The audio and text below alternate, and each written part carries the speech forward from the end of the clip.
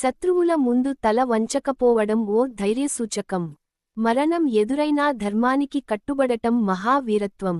అలాంటి మహావీరుడు, తన ప్రాణాలను అర్పించిన ధీరుడు సంభాజీ మహారాజ్. జననం మరియు బాల్యం. సంభాజీ భోస్లే 1657 మే 14న పురందర్ కోటలో జన్మించాడు. ఇతను మహావీరుడు ఛత్రపతి శివాజీ మహారాజ్ మరియు సాయిబాయిల పెద్ద కుమారుడు. చిన్న వయస్సులోనే సంభాజీ కత్తియుద్ధం, గుర్రపు స్వారీ, వ్యూహరచన లాంటి అనేక పోరాట విద్యల్లో ప్రావీణ్యం సాధించాడు. అయితే, చిన్నతనంలోనే తల్లి మృతి చెందడంతో అతని జీవితంలో ఒంటరితనం ఏర్పడింది. అలాగే, రెండో తల్లి సోయరాబాయి, కొందరు ఆస్థాన అధికారుల వల్ల అతని రాజ్యం స్వీకరించే మార్గంలో ఆటంకాలు ఎదురయ్యాయి.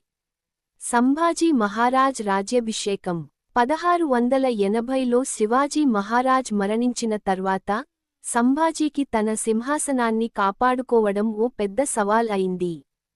కొంతమంది అతనికి వ్యతిరేకంగా కుట్రపన్ని, అతని తమ్ముడు రాజారాం మహారాజ్ను రాజుగా నిలబెట్టాలని ప్రయత్నించారు. కానీ సంభాజీ వీరత్వంతో వ్యతిరేక శక్తులను ఓడించి, 1681లో అధికారికంగా రెండో ఛత్రపతిగా పట్టాభిషేకం పొందాడు. ముఘలులతో పోరాటం. ఔరంగజేబ్కు సంభాజీ మహారాజ్ గురించి స్పష్టమైన భయం.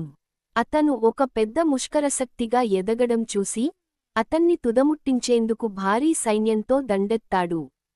అయితే, సంభాజీ మహారాజ్ తన తెలివైన వ్యూహాలతో ముఘలులపై అనేక పోరాటాల్లో విజయం సాధించాడు. ముఘల్ దండయాత్రలు తిప్పికొట్టడం, ఔరంగజేబ్ పలుసార్లు మహారాష్ట్రలోకి దాడులు చేయించినా, సంభాజీ తన వీరత్వంతో వాటిని సమర్థంగా ఎదుర్కొన్నాడు. గోవా పోర్చుగీసు పాలకులకు వ్యతిరేకంగా పోరాటం. పోర్చుగీసులు ముఘలులకు మద్దతుగా మారటాన్ని చూసి, సంభాజీ వారిపై దాడులు చేసి గట్టి ప్రతిఘటన ఇచ్చాడు. సిద్దీలపై దాడులు.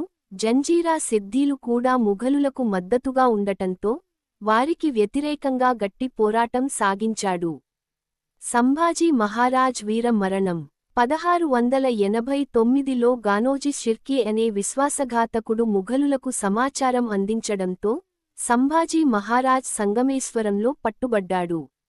అతన్ని ఔరంగజేబ్ ఎదుటికి తీసుకెళ్లారు. ఔరంగజేబ్ అతనికి ఒక అవకాశాన్ని ఇచ్చాడు: ఇస్లాం మతాన్ని స్వీకరించు, లేకపోతే భయంకరమైన మరణాన్ని అనుభవించు. కాని, ధర్మవీర సంభాజీ మహారాజ్ ఏమాత్రం భయపడలేదు. అతను ధైర్యంగా, నా శరీరాన్ని కోయొచ్చు, కాని నా ధర్మాన్ని మార్చలేరు.